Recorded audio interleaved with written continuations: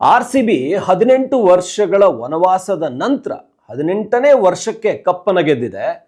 ಆದರೆ RCB management RCB ಫ್ರಾಂಚೈಸಿನ ಮಾರಾಟ ಮಾಡಕ್ಕೆ ಮುಂದಾಗ್ತಾ ಇದೆ. ಯಾಕೆ? ವಿರಾಟ್ ಕೊಹ್ಲಿ ಏನಾದರೂ RCB ಬಿಡುವಂತ ಯೋಚನೆ ಮಾಡ್ತಾ ಇದ್ದಾರಾ? ವಿರಾಟ್ ಕೊಹ್ಲಿ RCBಯಲ್ಲಿ ಉಳ್ಕೊಂಡಿದ್ದೆ ಒಂದು ಸಾರಿ ಕಪ್ ಗೆಲ್ಸೋಣ, ಈ ಫ್ಯಾನ್ಸ್ಗಳಿಗೋಸ್ಕರ ಒಂದು ಸಾರಿ RCB ಕಪ್ ಗೆಲ್ಲಿಸಬೇಕು ಅಂತ ಇದ್ರು.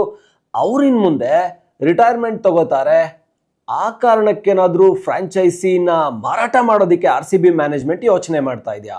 ಹಾಗಾದ್ರೆ ಕನ್ನಡಿಗರೇ ಇದನ್ನ ತಗೋತಾರೆ ಅಂತ ಸುದ್ದಿ ಆಗ್ತಾ ಇದೆ. ನಿಜಾನ ಇದು? ಯಾಕೆ ಇದನ್ನ ಮಾರಾಟ ಮಾಡುವ ಯೋಚನೆ ಮಾಡ್ತಾ ಇದ್ದಾರೆ? ಒಂದು ಕಪ್ ಗೆದ್ದಿರುವಂತ ಮತ್ತೆ ಹೈಯೆಸ್ಟ್ ಬ್ರ್ಯಾಂಡ್ ವ್ಯಾಲ್ಯೂ ಇರುವಂತಹ ಫ್ರಾಂಚೈಸಿನೇ IPL ನಲ್ಲಿ RCB. ಕಳೆದ ವರ್ಷ ಕಪ್ ಗೆದ್ದ ನಂತರ ಅದು ಚೆನ್ನೈ ಮುಂಬೈಯನ್ನ ಬೀಟ್ ಮಾಡಿ 3ನೇ ಪ್ಲೇಸ್ ಅಲ್ಲಿ ಇದ್ದಿದ್ದು ಫಸ್ಟ್ ಪ್ಲೇಸ್ಗೆ ಬಂದಿದೆ. RCBಯ ಬ್ರ್ಯಾಂಡ್ ವ್ಯಾಲ್ಯೂ ಎಷ್ಟು ಗೊತ್ತಾ?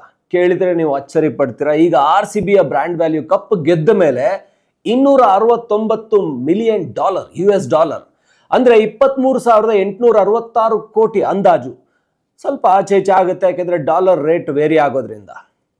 ಅಷ್ಟು ವ್ಯಾಲ್ಯೂ ಇರುವಂತಹ, ಅಂದ್ರೆ 23,866 ಕೋಟಿ ವ್ಯಾಲ್ಯೂ ಇರುವಂತಹ RCB ಆ ಒಂದು ಏನು ಬ್ರ್ಯಾಂಡ್ ಇದೆಯಲ್ಲ, ಬ್ರ್ಯಾಂಡ್ ವ್ಯಾಲ್ಯೂ, ಅದನ್ನ ಈಗಲೇ ಮಾರಾಟ ಮಾಡೋಕೆ ಹೊರಟಿದ್ದು ಯಾಕೆ? ಇಲ್ಲೊಂದು ವಿಚಾರ ಗಮನಿಸ್ಬೇಕು ನಾವು. ನೀವು ಯಾವುದಾದ್ರೂ ಒಂದು ಶೇರ್ ಬಗ್ಗೆ ಗೊತ್ತಿದ್ದಿದ್ರೆ ಆ ಶೇರ್ ವ್ಯಾಲ್ಯೂ ಹೈ ಆದಾಗಲೇ ಎಲ್ಲರೂ ಸೇಲ್ ಮಾಡ್ತಾರೆ. ಸೊ ಶೇರ್ ವ್ಯಾಲ್ಯೂ ಹೈ ಆಗಿರೋದು ಈಗ RCBಯದ್ದು ಬ್ರ್ಯಾಂಡ್ ವ್ಯಾಲ್ಯೂ ಹೈ ಆಗಿದೆ.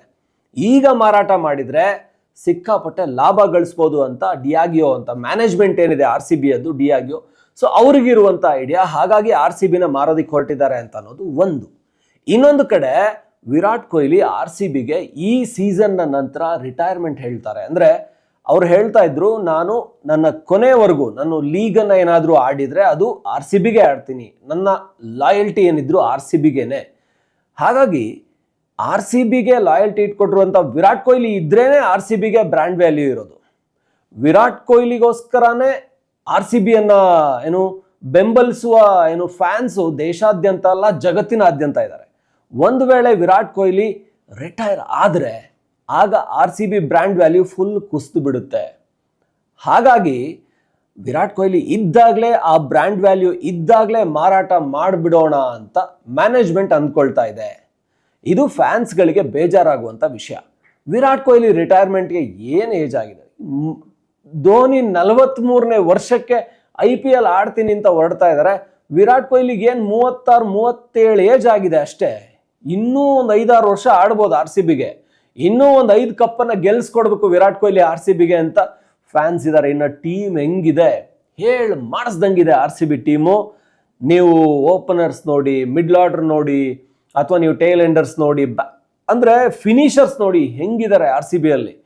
ಅಂತ ಟೀಮ್ ಇರುವಾಗ ವಿರಾಟ್ ಕೊಹ್ಲಿ ರಿಟೈರ್ಮೆಂಟ್ ಕೊಡಬಾರ್ದು. ಇನ್ನು 4 ಕಪ್ಪನ್ನ 2026ರಲ್ಲೂ RCB ಗೆಲ್ಬೇಕು, 27ರಲ್ಲೂ RCB ಗೆಲ್ಬೇಕು, 28ರಲ್ಲೂ RCBನೇ ಗೆಲ್ಬೇಕು. ವಿರಾಟ್ ಕೊಹ್ಲಿ ಇನ್ನೊಂದು 5 ವರ್ಷ ಇದ್ದು ಒಂದು 5 ಕಪ್ಪನ್ನ ಗೆಲ್ಸ್ಕೊಟ್ಟು ಹೋಗಬೇಕು. ಕಳೆದ ಸಾರಿನೂ 647 ರನ್ ಇರಬೇಕು ವಿರಾಟ್ ಕೊಹ್ಲಿ ಅವ್ರದ್ದು ಹೈಯೆಸ್ಟ್ ಕಾಂಟ್ರಿಬ್ಯೂಷನ್ ಟೀಮ್ಗೆ. ಸೊ 36ರ ಏಜಲ್ಲಿ ಕೂಡ ಇಷ್ಟು ಕಾಂಟ್ರಿಬ್ಯೂಟ್ ಮಾಡ್ತಾರೆ ಅಂದರೆ 2016 ನಮಗೆಲ್ಲ ನೆನಪಿದೆ, ಅನ್ಬ್ರೇಕಬಲ್ 973 ರನ್. ಇದನ್ನ ಬೇರೆ ಯಾವ ಆಟಗಾರರು ಕೂಡ ರೆಕಾರ್ಡ್ ಬ್ರೇಕ್ ಮಾಡೋಕ್ಕಾಗಲ್ಲ ಅನ್ನುವಂಥ ಒಂದು ಆ ರನ್ನನ್ನು ಒಂದು ಸೀಸನ್ನಲ್ಲಿ ಹೊಡೆದಿರುವಂಥ ವಿರಾಟ್ ಕೊಹ್ಲಿಗೆ ಇನ್ನು ಫಿಟ್ನೆಸ್ ಇದೆ. ವಿರಾಟ್ ಕೊಹ್ಲಿ T20 ಟೆಸ್ಟ್ ಫಾರ್ಮ್ಯಾಟಿಂದ ರಿಟೈರ್ ಆಗಿದ್ದಾರೆ, ಅವ್ರಿಗೆ ಟೈಮ್ ಇದೆ ಫಿಟ್ನೆಸ್ ಮಾಡ್ಕೊಳ್ಳೋದಕ್ಕೆ. ಸೊ ಇದೆಲ್ಲದೂ ಇರುವಾಗ ವಿರಾಟ್ ಕೊಹ್ಲಿ ರಿಟೈರ್ ಯಾಕೆ ಆಗಬೇಕು? ಸೊ ರಿಟೈರ್ ಆಗಬಾರ್ದು. ಇನ್ನೊಂದು ಕಡೆ ಫ್ರಾಂಚೈಸಿನ ಮಾರಾಟ ಮಾಡಿದರೆ ತಗೊಳ್ತಾ ಕನ್ನಡಿಗರು ಆಸಕ್ತಿ ತೋರಿಸ್ತಾ ಇದ್ದಾರೆ. ರಂಜನ್ ಪೈ ಹಾಗೆ ಕಾಮತ್ ಅವರು ಆಸಕ್ತಿನ, ಇವರಿಬ್ರು ಕೂಡ ಕನ್ನಡಿಗರು. ಸೊ ನಮಗೆಲ್ಲ ಗೊತ್ತು, ಮಣಿಪಾಲ್ ಇರ್ಬೋದು, ಹಾಗೇನೆ ಕಾಮತ್ ಅವ್ರದ್ದು ಕೂಡ ಗೊತ್ತಿದೆ. ಸೊ ಈ ಫೈನಾನ್ಸ್ ಎಲ್ಲ ತುಂಬ ಅದ್ಭುತವಾಗಿ ಕನ್ನಡದ ಬಿಸ್ನೆಸ್ ಮನ್ಗಳು ಈ ಟೀಮನ್ನು ಕೊಂಡ್ಕೋತಾರೆ. ಅಂದರೆ ಇಲ್ಲಿ ಕನ್ನಡದ ಫ್ಲೇವರ್ ಇರುತ್ತೆ ಅಂತ. ಮ್ಯಾನೇಜ್ಮೆಂಟ್ ಬೇರೆದಿದ್ರೆ ಕನ್ನಡದ ಫ್ಲೇವರ್ ಇರೋಕ್ಕೆ ಸಾಧ್ಯ ಇಲ್ಲ. ಸೊ ಈ ಬಾರಿ ಮತ್ತೆ ಕನ್ನಡದ ಪ್ಲೇಯರ್ಸ್ ಇರಲ್ಲ, ಕನ್ನಡದ ಫ್ಲೇವರ್ ಇರಲ್ಲ. ಅಂದರೆ ಹಾಗಾಗಬಾರ್ದು. ಅಂದರೆ ವಿರಾಟ್ ಕೊಹ್ಲಿ ಟೀಮಲ್ಲಿ ಇರಬೇಕು. ಮಾರಾಟ ಆದರೂ ಕೂಡ ವಿರಾಟ್ ಕೊಹ್ಲಿ ಕ್ಯಾಪ್ಟನ್ ಆಗಿರಬೇಕು. ಕನ್ನಡದವ್ರು ತಗೊಂಡ್ರೆ ಪರವಾಗಿಲ್ಲ, ಸೊ ಚೆನ್ನಾಗಿರುತ್ತೆ ಮ್ಯಾನೇಜ್ಮೆಂಟ್ ಕನ್ನಡದವ್ರದ್ದಾದ್ರೆ. ಹಾಗಾಗಿ ಮೊದಲ ಬಾರಿ RCB ಕಪ್ ಗೆದ್ದಿದೆ, ಬ್ರ್ಯಾಂಡ್ ವ್ಯಾಲ್ಯೂ ಪೀಕಲ್ಲಿದೆ.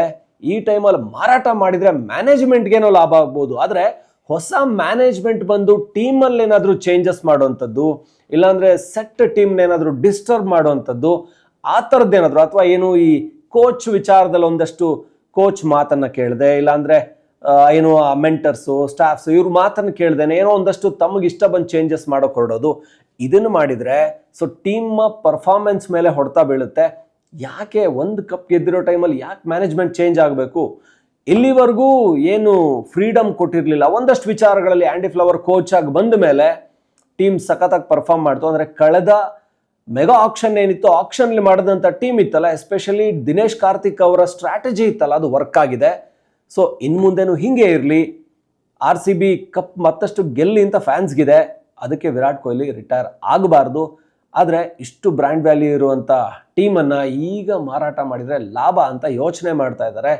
ಟೀಮನ್ನು ಕಟ್ಟಿದಂಥ ಮ್ಯಾನೇಜ್ಮೆಂಟು ಗೊತ್ತಿಲ್ಲ ಏನಾಗುತ್ತೆ ಅಂತ. ವಿರಾಟ್ ಕೊಹ್ಲಿ ರಿಟೈರ್ಮೆಂಟ್ ಬಗ್ಗೆ ಹರಿದಾಡ್ತಾ ಇರುವಂಥ ಈ ಒಂದು ಗಾಸಿಪ್ ಸುಳ್ಳಾಗಲಿ, RCB ಇನ್ನೂ ಕೂಡ ಒಂದರ ಜೊತೆಗೆ 5-6 ಕಪ್ ಗೆಲ್ಲಿ, ಸೊ ನಾವು ಯಾರಿಗೂ ಕಮ್ಮಿ ಇಲ್ಲ ಅನ್ನೋದನ್ನು ಪ್ರೂವ್ ಮಾಡಲಿ ಅನ್ನೋದೇ ನಮ್ಮ ಆಸೆ ಕೂಡ. ಸೊ ನೀವೇನಂತೀರಾ ಇದಕ್ಕೆ?